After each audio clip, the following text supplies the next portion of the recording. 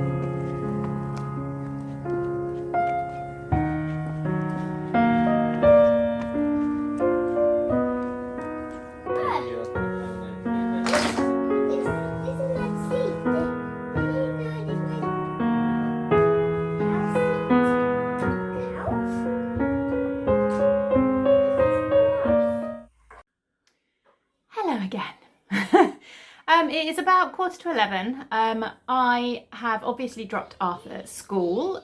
He went in really well, actually. We were really lucky. We bumped into one of his school friends at the gate. So they were able to go up together, and I think that really helped, having somebody to walk up with. We're not allowed in the school gates, whereas I used to drop him in the playground. And he was always a little bit resistant to me dropping him at the gate. He wanted me to come into the playground with him to drop him, and then I'd wait with some of the other parents until they went in. We're not allowed in the playground gates at the moment, obviously just COVID related and stuff like that. So I literally had to drop him at the gate and leave him to go in on his own, which obviously when he's got new teachers and a new classroom and all of that kind of thing was a little bit nerve-wracking for him. But no, it was really good that he bumped into one of his friends, so they were able to walk up together and go in to school together. Me and a couple of the other mums as well sort of popped around to the side. There's a little park next to the school and there's a big hill, and we kind of went on top of the hill and you can just kind of see his classroom door from the top of the hill. So we were able to see that the teachers he'd got to the right door, the teachers had got him and he'd gone in. So that's good. I think I'm probably more full of anxiety about him going back to school today than he is. He's gone off really, really well. But it does feel very bizarre after so long. It's been like 5 months with him at home full time. And although it has been chaotic and stressful and hard and everything like that, it's also been lovely having him at home all the time. And it's very, very weird, the thought of him being somewhere out of my control after 5 months, especially with COVID and everything around. It's still quite, I don't know who he's coming into contact with, what he's coming into contact with, and I don't have control over that while he's not with me. But I know that the school will have everything put in place and it'll be as safe as it can be. Anyway, enough about all me being nervous and anxious about the return to school. Jasper is very much enjoying being able to play with his toys without Arthur interfering. And I am dyeing up some yarn today. I have kept it really simple. I'm dyeing up the last few bits for the shop update on Saturday. I'm going to do a load of coastal path today, which I was talking about in recent vlogs.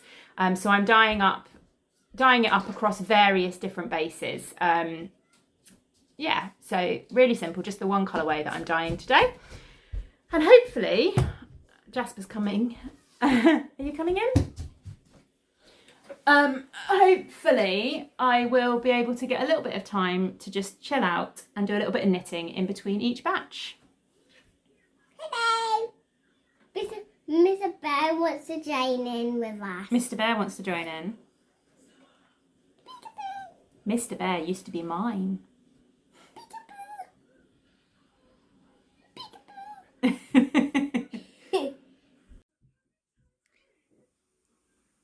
Anxiety easing now. I have knitting on the go. I'm working on my Cornish cream tea socks, which are my entry for our summer holidays make along.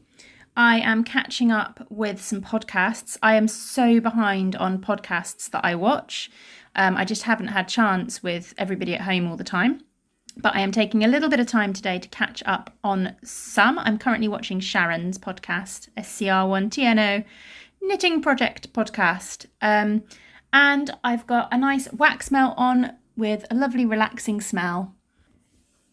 Which, oh, I'm completely backlit. Let's turn around a bit. There we go. Which is slowly easing my anxiety. And yeah, the first dye batch is done. So I'm going to go and sort that out in a second and get the second batch on. It is surprisingly peaceful.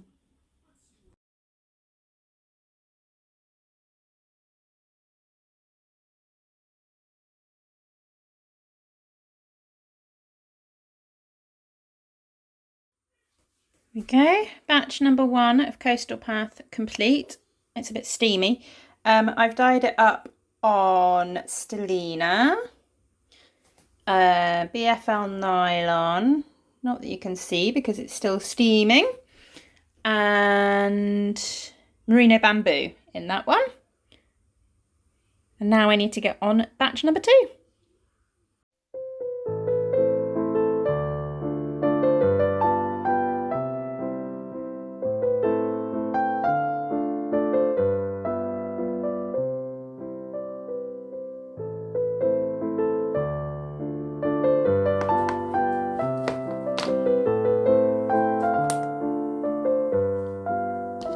Keep it still. You have to keep it still so I can do it. You have to keep it still. You have to keep it still. Yeah.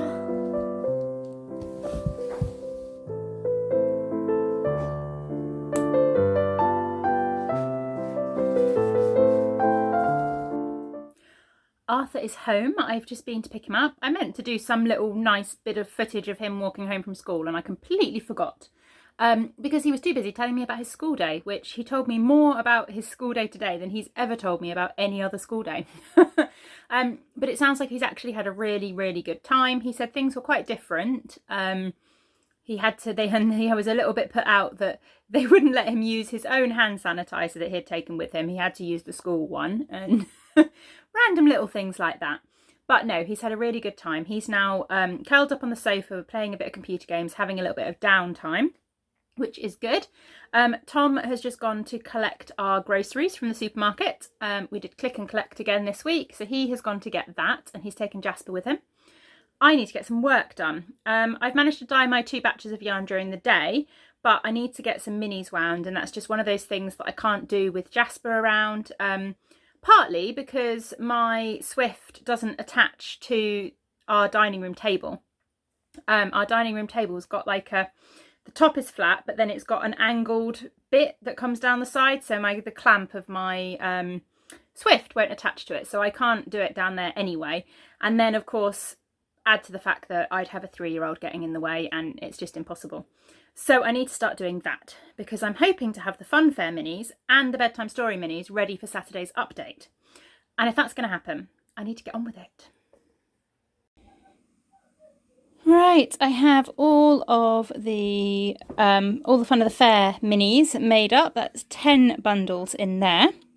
So that's one thing done for Saturday.